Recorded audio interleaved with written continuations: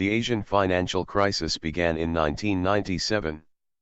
What began with a series of asset bubbles eventually led to extensive financial deregulations. This caused an influx of high investments in Asian countries that gave way to financial burden and non-performing loans. With the crisis came property market depreciations which caused a currency crisis.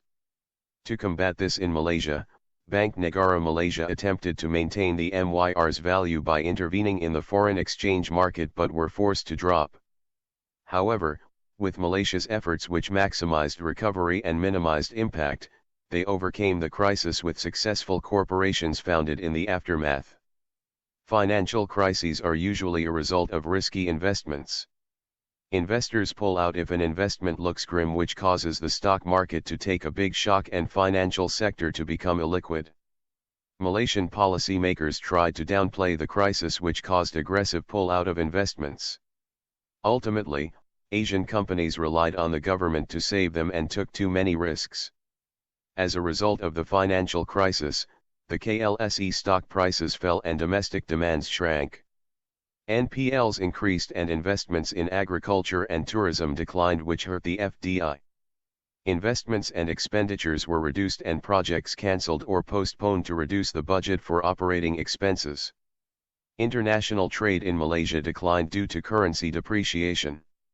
In short, the economic performance of Malaysia suffered. During the crisis, the IMF offered to provide bailouts and monetary assistance to affected countries. However, Malaysia opted for its own recovery efforts over accepting IMF's help. Initially, they established a macroeconomic policy with support from tightened monetary policy, credit plan, and fiscal policy to contain inflation, excess domestic demands and account deficits.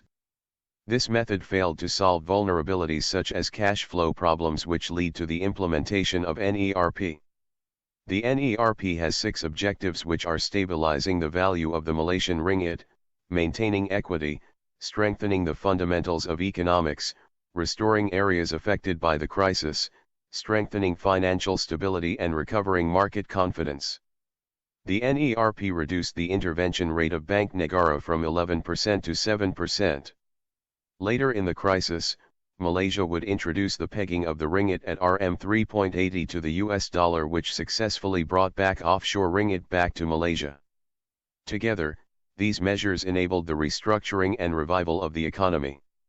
10 years after the crisis, Malaysia was said to have recovered from the financial crisis despite the now lower exchange rate.